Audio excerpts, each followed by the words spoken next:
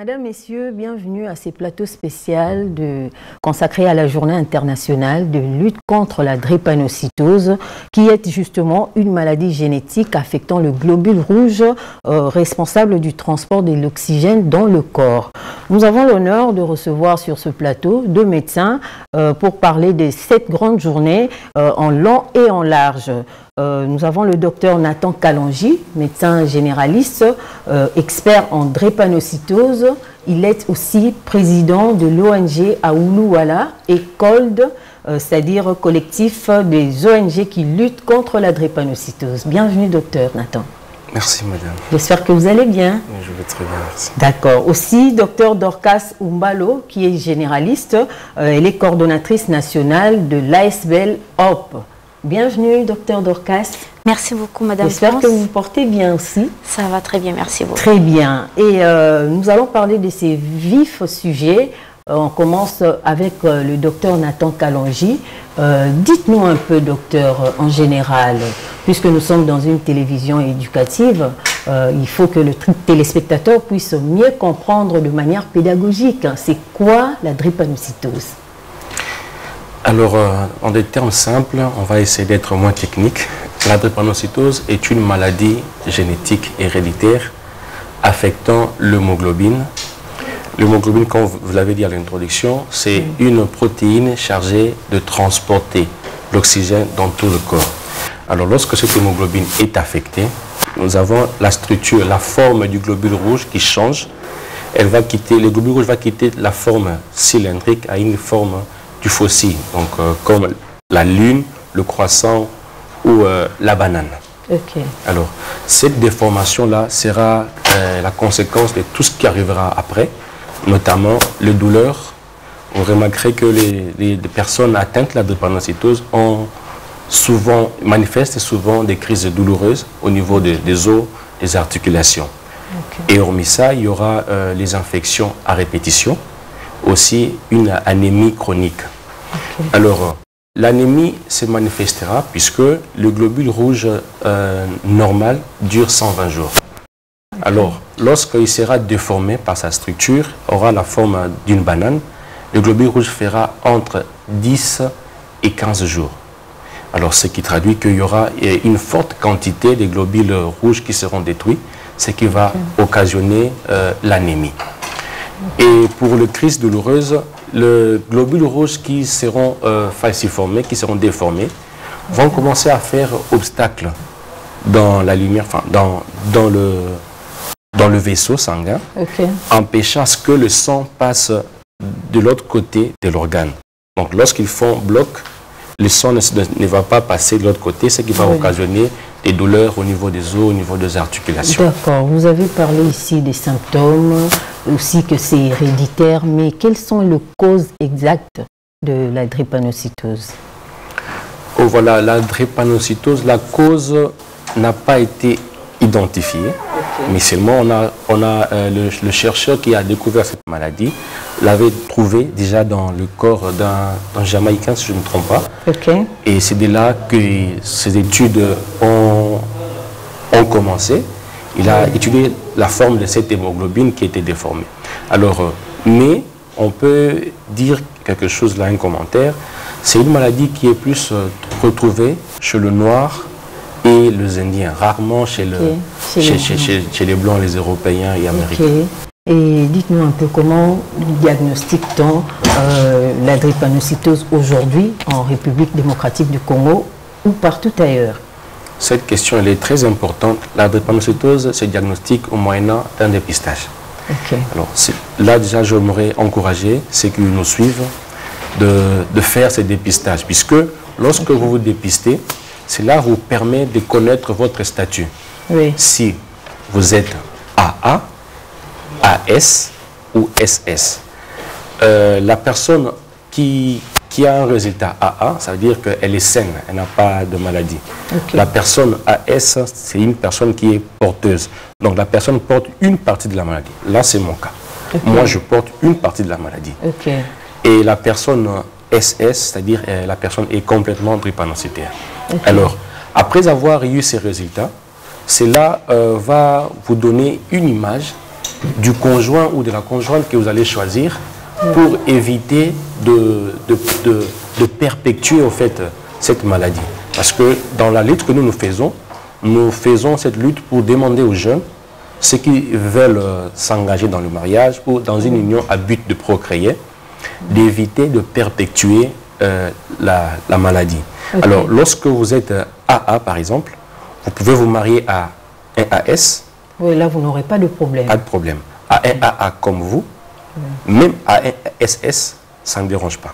Okay. Puisque la majorité AA, AS, la majorité de... Le S de l'autre partenaire ne viendra pas s'ingérer dans votre AA, par exemple. Oui, ça viendra, mais les enfants seront majoritairement AS. Okay. Donc là, il n'y a pas de drépanocytose. Okay. Drépanocytose, retenez, c'est quand il y a SS. Okay. Lorsque vous êtes AS, vous pouvez vous marier à un conjoint, une conjointe AA. Évitez de vous marier à un conjoint ou conjointe AS comme vous, puisque le DS vont se croiser quelque part. Bon, là, nous sommes dans la probabilité. Les DS vont se croiser quelque part et il y aura une progéniture SS. Ce que nous évitons. Et lorsque vous êtes SS, évitez de vous marier avec une conjointe ou un conjoint AS. Évitez de vous marier avec une conjointe aussi, conjointe SS comme vous. Alors, c'est un peu ça, succinctement. Et quid de ces phénomènes S dominant ou encore A dominant? Parce qu'on entend souvent parler, hein, il est AS, il a un S dominant, son S est dominant et son A est dominant. On entend souvent parler. Quid de ces phénomènes?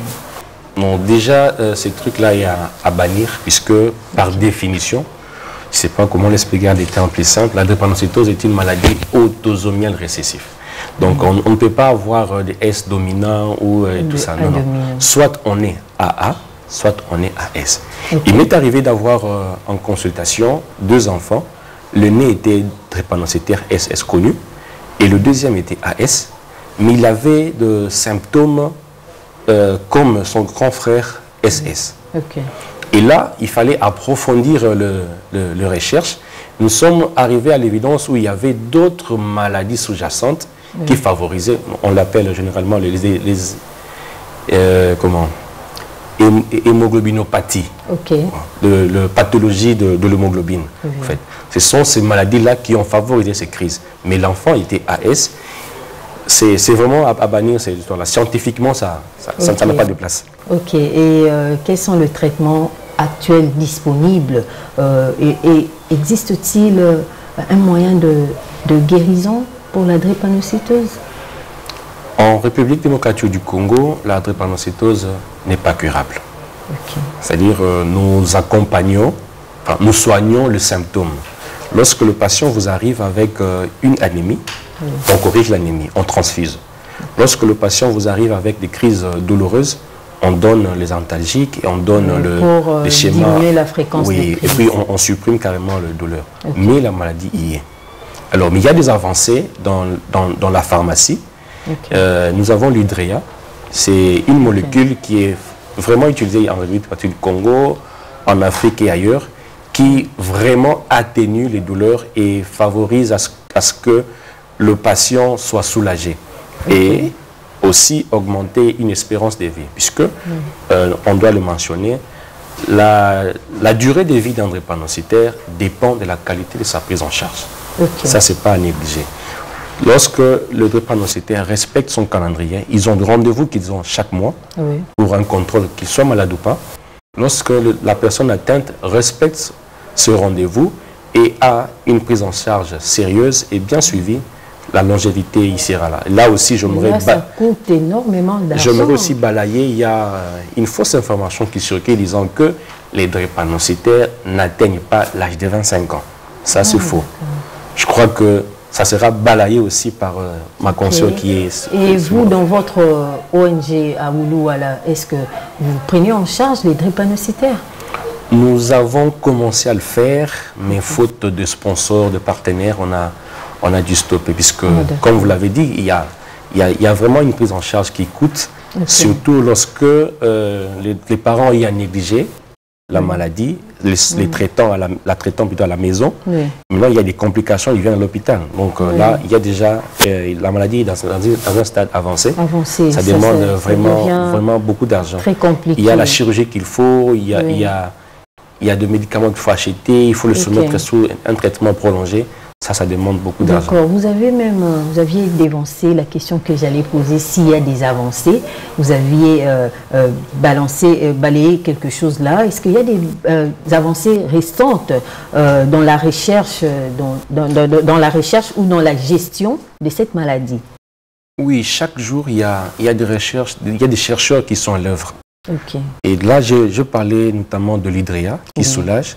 Il y a aussi des avancées du côté greffe de la moelle. Okay. Parce que, soulignons que la greffe de la moelle, lorsqu'elle réussit, le patient est guéri. Okay. Mais la greffe coûte très cher. Oui. Et la greffe a des complications. Parce que lorsque l'enfant, la personne atteinte est là, on doit trouver un donneur compatible. Ça, c'est la première difficulté. Okay. Hormis ces donneurs compatibles, la personne atteinte doit passer par des traitements coûteux. Et après, on va observer si la greffe a réussi. Si la greffe n'a pas réussi, ça conduit à la mort. Vous voyez tout le risque qu'il y a. Mais il y a juste quelques poignées de médecins qui les font dans le monde. Ce n'est pas encore répandu et ce n'est pas à la portée de tout le monde de vivre le coût de cette greffe. C'est ça aussi le coût, hein, ça pose problème. Et dites-nous, quels sont les défis médicaux spécifiques à la prise en charge, bien sûr, des patients drépanocytaires ici en Afrique? Les difficultés qu'il y a là, d'abord, c'est les difficultés du point de vue socio-économique. Okay. Les parents sont pauvres. Et je le disais même à ma consoeur ici, quand nous étions venus, nous arrivons à l'hôpital de libérer des enfants et la famille parce qu'ils n'ont pas soldé le facture. Vu que le traitement est quand même coûteux, ça fait en sorte que les parents ne sont pas à mesure de payer toutes les factures. Et voilà, des fois ils rentrent comme ça, et des fois ils ne viennent même pas, ils préfèrent gérer le problème à la maison. Alors le défi d'abord il est là. Et puis le plateau technique. Vous remarquerez que les personnes drépanocytaires, quand ils arrivent dans des hôpitaux spécialisés, ils passent d'abord par les hôpitaux périphériques. Les dispensaires du quartier, le centre de santé, tel et tout ça. Ce sont ces gens-là qui n'ont pas connaissance de la prise en charge, qui nous posent au fait problème. Ils font du n'importe quoi là-bas. Et puis ils nous le ramènent déjà lorsque c'est pratiquement tard. Et le stade est déjà un niveau très élevé. Avec les experts que nous avons à l'hôpital, nous essayons quand même de gérer les cas et le patient s'en sort. Donc la première chose à faire, c'était d'abord de hausser les niveaux de la prise en charge dans les chefs de personnel soignant. Que les personnels soignants sachent comment prendre en charge. D'abord en urgence et après, là c'est le niveau primaire, après le transférer dans un centre de niveau secondaire. D'accord. Dites-nous, docteur, puisque vous êtes spécialiste en drépanocytose, pourquoi cette maladie est-elle mal connue ou parfois négligée? Parce que beaucoup de gens traitent des enfants drépanocytaires comme étant des sorciers aussi, ça il faut qu'on se le dise. Hein. Généralement, lorsque vous voyez un enfant drépanocytaire comme ça, vous dites que cet enfant peut être sorcier. Qu'est-ce qui se passe réellement et pourquoi c'est encore mal connu ou encore négligé dans la société? Là, le plus grand problème, c'est l'information. Vous voyez, la Bible nous le dit, mon peuple a péri par manque de connaissances. Lorsque la population est en contact de l'information, pas n'importe laquelle, la bonne, la population saura comment se prévenir. À l'exemple, lorsqu'il y a eu le Covid chez nous ici, on a passé les informations dans les médias, ça a passé en boucle sur la RTNC, faisant état qu'il y a une maladie contagieuse, qu'il fallait porter des cache-nez, tout ça. Nous avons vu même des petits-enfants de 2 ans partir au marché, acheter un biscuit avec un cache-nez, parce qu'ils étaient en contact de la bonne information. C'est là où moi je déplore peut-être la lenteur ou l'absence du programme national de lutte contre la drépanocytose. Il devait être impliqué dans l'information. dire à la population que cette maladie existe, premièrement, comment l'éviter, le mode de transmission, le dépistage et aussi balayer tout ce qu'il y a comme mauvaise information. Oui. Les personnes atteintes de la drépanocytose, généralement, vous voyez, ils auront un ventre bédonnant, ils auront un front tubérant, ils auront des yeux un peu jaunes. Oui. C'est tout ce qu'il y a là que la société qualifie de sorcellerie. Et nous faisons cette lutte, évidemment, pour passer la bonne information, lutter contre la discrimination, parce que c'est une discrimination. Oui. Ces enfants-là ont droit à la vie. Ce sont des humains normaux, comme vous et moi. Oui. Et seulement qu'ils ont été frappés par cette maladie. Et nous avons l'honneur, je le dis, ici en RDC, d'avoir le plus vieux drépanocytaire en Afrique. Okay. Il est médecin directeur d'une grande structure de la place. Okay. Vous voyez, donc, ce sont des humains. Si nous les aimons, si nous mettons en eux de la valeur, oui, ils vont s'épanouir dans leur domaine respectif. Justement, puisque vous avez parlé de la formation, l'information, je voudrais ici signaler que vous avez aussi, dans votre ONG à Oulouala, il y a une marche de sensibilisation qui est prévue pour ces 28 juin. Oui, oui. Aussi des séances de formation qui va commencer le 26 juillet prochain. Oui. Parlez-nous un peu de cette organisation que vous faites dans l'ONG à Oulouala. Pour ce 28 juin, ce n'est pas l'ONG à Oulouala, mais plutôt le COLD. Ah, COLD. Oui, oui. Le collectif des ONG qui font la lutte contre la drépanocytose. Oui. Nous nous sommes dit, nous faisons la lutte chacun de son côté. Okay. Si nous pouvons mutualiser nos efforts, si nous pouvons nous réunir. Antoine Saint-Exupéry l'a dit, le feu brille très haut si chacun de nous apporte son morceau de bois. Si nous pouvons mutualiser nos forces, on ferait une grande chose. Alors, c'est comme ça que nous avons initié cette marche du 28 juin. Oui. J'en profite pour appeler à tout. Le collectif est ouvert aux ONG, le collectif est ouvert aux bénévoles, aux volontaires. Donc, vous pouvez être là, vous nous suivez chez vous. Venez nous tenir compagnie, faisons cette lutte ensemble, sensibilisons, parlons à la population de l'existence de cette maladie, surtout comment l'éviter et se faire dépister. Pour que la population soit informée, justement. Effectivement. Et le mois prochain... Pareil que vous êtes en train de faire ici à la RT-Éduc, vous êtes en train de passer l'information, sensibiliser également. Exactement. Et le mois prochain, nous avons une formation, le 26 juillet, à l'UNRB. Ça, c'est exclusivement pour le personnel soignant. Okay. Question de mettre à niveau le médecin et qu'ils aient quand même la connaissance de la prise en charge. Puisqu'il y a une étude qui a été faite, je crois, en 2019, qui faisait état de 61% des médecins quinois qui ne savent pas prendre en charge la drépanocytose. Okay. Ça, c'est énorme. Alors nous nous sommes dit, on ne va pas croiser les bras. On va quand même essayer d'apporter une pierre à l'édifice. Voilà pourquoi nous avons mis sur pied cette formation qui est à $10 seulement. Ah, là, c'est payant, hein, c'est $10. Hein. C'est quand même pas trop cher. Non, c'est pas trop cher, c'est à la portée de tout le monde. D'accord, mais c'est très important, il faut que vous puissiez passer l'information aussi, des personnels soignants puissent passer aux formations pour qu'ils puissent mieux maîtriser ce que c'est la drépanocytose. Effectivement, cette formation, elle est très capitale puisque déjà les thématiques qui seront abordées balayent, je dirais, à 95% la prise en charge de la drépanocytose, y compris les complications. Ceux qui nous suivent, je leur demande, des personnels soignants, médecins, infirmiers, de venir vraiment assister à cette formation. Elle sera dispensée par des formateurs de haut niveau, ceux qui sont spécialistes, ceux qui sont réanimateurs. Ils seront là pour nous dispenser ces cours. Il y a aussi des numéros de contact dans la fiche que nous avons balancée, que la régie a balancée. Il y a des numéros de contact. Ils peuvent vous contacter aussi pour avoir beaucoup plus de précision. Effectivement, nous serons là pour leur répondre. D'accord. Je vais m'adresser maintenant au docteur Oumbalo Dorcas, qui est avec nous. On ne vous a pas oublié, hein, madame. On va parler avec vous beaucoup plus du point de vue témoignage et du vécu, aussi de l'engagement que vous avez pris puisque vous êtes coordonnatrice de l'ONG HOP, de l'ASBEL HOP. Donc on va parler beaucoup plus du vécu parce que vous avez des gens que vous encadrez, et des enfants, même des adultes aussi. Et dites-nous un peu, en tant que médecin atteinte de la drépanocytose, comment avez-vous vécu votre parcours personnel et professionnel? Merci beaucoup, Madame France.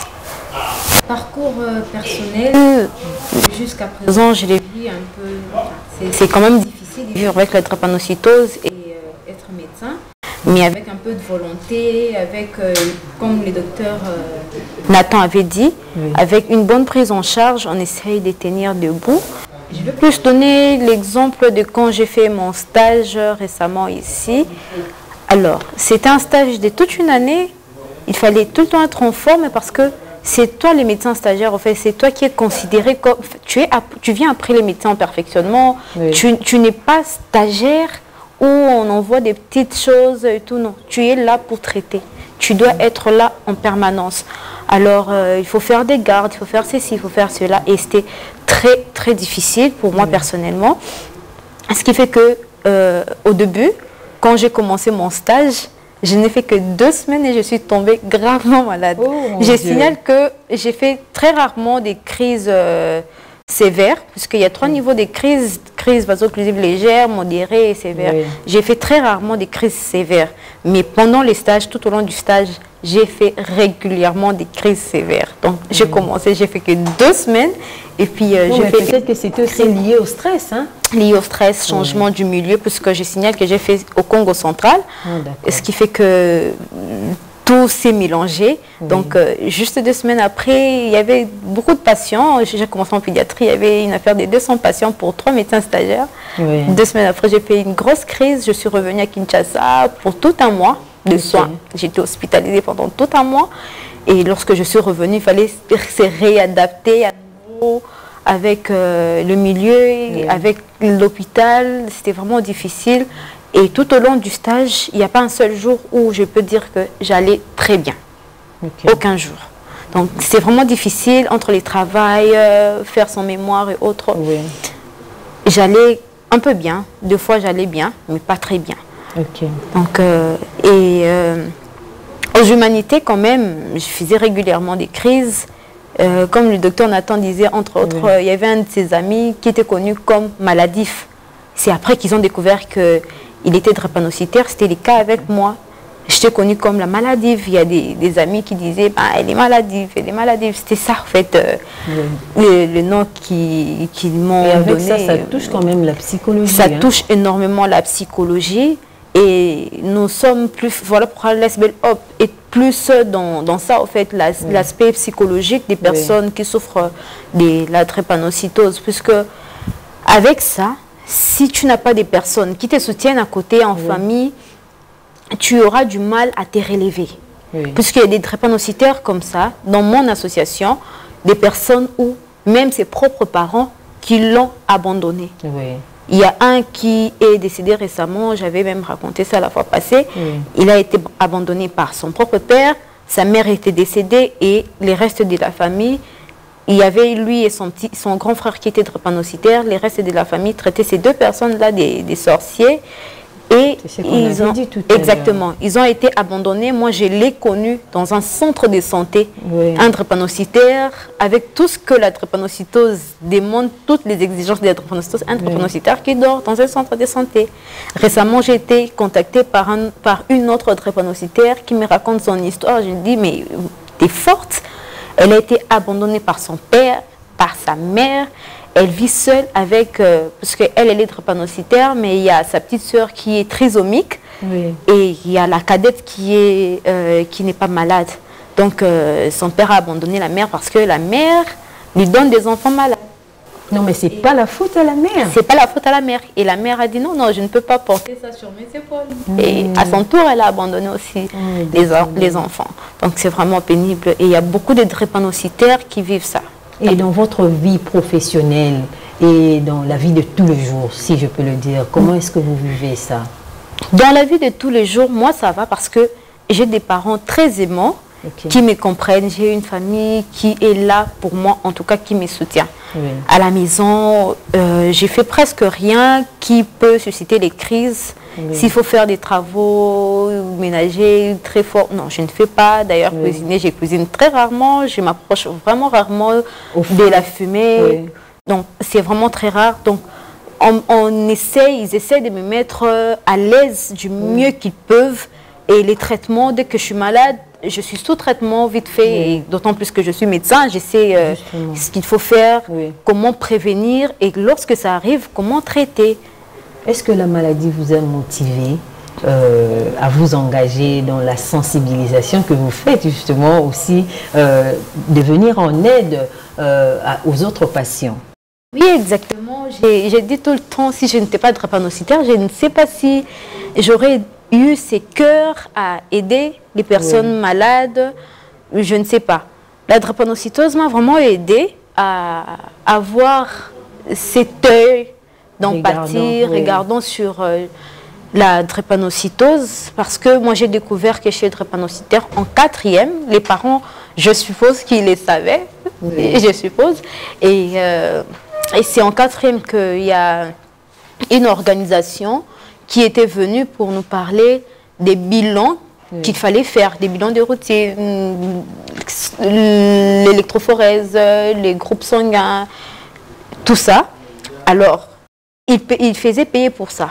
Mon père a dit non, voilà, il ne faut pas faire là-bas parce que les dépistages en masse, ça peut avoir enfin, on peut te donner des résultats biaisés. Oui. Et bien, j'ai dit, vu que c'est à titre obligatoire, il faudra le faire. Il me dit, bon, d'accord, on va le faire à l'hôpital là où je travaille. Comme le docteur Nathan avait dit tantôt, il y a d'autres enfants qui sont AS, mais qui se font soigner comme des SS, mais aussi d'autres enfants qui sont SS, qui ne savent pas qu'ils sont ASS. Oui. Moi, au début, les diagnostics étaient AS. Sur mes fiches, quand j'étais enfant, les diagnostics étaient AS, alors j'avais en tête l'idée des AS et S dominants. Oui. Donc, j'ai toujours eu cette idée-là. Et c'est en 4e qu'on a découvert que j'étais vraiment SS. Mes parents doutaient. On a dû faire les tests de pourcentage pour confirmer. Et même quand nous sommes allés en Inde, on a encore refait les tests pour vraiment confirmer. Et quelles sont les attentes de personnes drépanocytaires aujourd'hui face au système de santé? Les personnes drépanocytaires, je reviens encore à ce que le docteur Nathan a dit, attendent à ce que les personnes de santé soient un peu plus compréhensifs. Parce que on a été, et je donne mon exemple personnel, j'ai été à l'hôpital hospitalisée et le docteur a prescrit les médicaments. Il y a un infirmier qui vient, il m'administre les médicaments. Oui. Et il y a une autre infirmière qui vient, vu que l'infirmier qui avait administré les médicaments n'avait pas mentionné. Elle vient me donner une deuxième dose de tramadol. Je lui dis non, mais je venais à peine de recevoir et tout. Elle a refusé même d'aller s'informer pour revenir après. Pour elle, elle a jugé bon que j'étais en train de mentir, je ne voulais pas avoir des injections. Elle m'a injecté à la cuisse parce qu'elle me disait de me retourner. Je dis non, je ne peux pas me retourner parce qu'on m'a déjà donné. Je dis bon, d'accord. Elle a nettoyé, paf, elle a injecté. Alors, les personnes drépanocytaires vivent ça. Ils ne sont pas très compris. D'autres, quand ils arrivent à l'hôpital, ils sont traités des menteurs et tout. Ils font une crise d'hystérie. Ils veulent attirer de l'attention. Des paresseux. Ils veulent fuir un examen. Les personnes drépanocytaires demandent à être d'abord comprises par les personnels, des personnes soignantes et aussi avoir des bons traitements parce que il y a beaucoup de personnels qui ne connaissent pas, au fait, comme le docteur Nathan a dit, de prendre la prise en charge adéquate de la drépanocytose. J'ai même fait mon mémoire sur ça aussi. On a vu qu'il n'y a pas de protocole, au fait, qui dit qu'il faut faire ça. Chacun son protocole, chaque hôpital fait de sa manière, au fait. Donc, une bonne prise en charge éviterait à certaines complications également. Ok, d'accord. Merci beaucoup pour ce témoignage. En tout cas, nous allons bientôt chuter. Le temps est vraiment imparti. Je crois que vous allez encore revenir, hein, parce que le sujet est vraiment vaste. Vu que la sensibilisation ou la marche sera pour bientôt. En tout cas, docteur Nathan, je crois que nous allons encore vous avoir ici sur nos antennes. Mais dites-moi un peu, dites-nous, qu'il faudrait-il améliorer en priorité pour pouvoir justement chuter le dépistage néonatal, l'accès aux soins ou encore l'accompagnement social? Que faudrait-il priorité? La priorité serait l'information, puisque le dépistage néonatal, si vous faites ce dépistage et que l'enfant qui est dans le ventre est drépanocytaire, Ça vous sert à quoi? Vous êtes en train de... Vous n'avez rien prévenu, au fait. Oui. Mais au contraire, lorsque la maman et les papas ont une information en avance, ils se disent qu'avant qu'on aille dans cette union, avant qu'on ne se marie, qu'on se fasse dépister, une fois qu'ils le font, ils sauront leur état. Et accepter la réalité. Et effectivement. Donc, moi, je dirais la priorité serait d'abord de rendre disponible l'information. Que les ONG qui font la lutte comme nous, je rappelle que elle et moi, nous sommes mis dans ce collectif, donc nous faisons une lutte ensemble, que nous puissions vulgariser la bonne information. Qu'est-ce qu'il y a, qu'est-ce qu'il faut et comment se faire dépister. Et aussi souligner que dans le dépistage, nous rencontrons un sérieux problème. Le couple se font dépister, ils sont incompatibles. La personne la plus amoureuse va aller demander une contre-expertise dans un autre laboratoire. Et arrivé là-bas, la personne va soudoyer. On sort un résultat différent que le premier, et après, ils se mettent en couple. Et c'est ce qui favorise... Et là, ça devient un problème. Oui. Et là, nous disons, l'amour, oui, mais l'électrophoreuse de l'hémoglobine d'abord. Non, mais je vais dire quand même, comme Madame Dorcas avait dit l'autre fois, Dieu nous a donné l'intelligence. Il faut faire la part de choses. Il y a la part de Dieu, aussi la part de l'homme. Nous sommes arrivés à la fin, docteur Nathan, docteur Dorcas. Un conseil ou une parole d'encouragement à toutes les personnes vivant avec drépanocytose qui vous suivent à cet instant. En tout cas, moi, je commence d'abord par les envoyer toutes les ondes positives, parce qu'ils sont forts. Moi, il m'est arrivé plus d'une fois de pleurer aussi. Je suis médecin, au Bali. Mais parce que la douleur était forte, je voyais comment l'enfant souffrait. Je versais quelques gouttes là. Je leur envoie beaucoup de force, beaucoup d'énergie. Et surtout qu'ils s'acceptent comme étant drépanocytaires. Ça, c'est la voie déjà vers une guérison. Et aussi de ne pas faire attention à ce que les gens disent d'eux. Ils seront taxés de sorciers, ils seront taxés dans la famille parce que les crises répétitives feront en sorte que les papas dépensent beaucoup d'argent pour l'hôpital et on dirait que donc qu'ils ne fassent pas attention à ça, qu'ils prennent soin d'eux. La saison sèche vient de commencer et qu'ils aient des vêtements chauds, qu'ils mettent des chaussettes, qu'ils évitent l'air conditionné, la climatisation par exemple, qu'ils évitent, c'est les vacances bientôt, ils vont aller jouer au foot, qu'ils évitent les gébritos, ça va favoriser la survenue des crises. Qu'ils observent toutes les mesures qu'on leur prescrit à l'hôpital lorsqu'ils viennent en consultation ou pour le checking. Merci, docteur Nathan. Madame Dorcas, votre mot de la fin. Je sais que vous avez beaucoup à dire, mais je serai vraiment votre mot de la fin et à toute personne vivant avec drépanocytose qui vous suivent en ces moments. À toute personne vivant avec la drépanocytose, en cette journée du 19 juin 2025, je vous envoie tous mes encouragements. Je sais ce que c'est. Vivre avec la drépanocytose, ce n'est pas facile.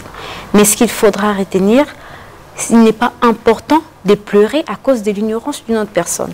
La personne qui te traite des sorcières, parce que tu es une personne qui vit avec la drépanocytose, ne sait pas ce que c'est la drépanocytose. Donc pourquoi est-ce que tu vas t'attarder à te lamenter à cause d'une telle personne?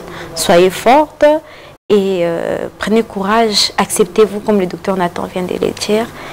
Voilà. Merci beaucoup, docteur Dorcas. Vous qui nous ont suivis, vivez votre vie pleinement. Il faut vous accepter comme le médecin, le docteur Nathan vient de le dire tout à l'heure et docteur Dorcas, vivez votre vie et il ne faut pas faire attention à tout ce que les gens disent de vous. Merci à vous, fidèles téléspectateurs, de nous avoir suivis et restez branchés sur nos antennes de Duc Télévision. Bye bye.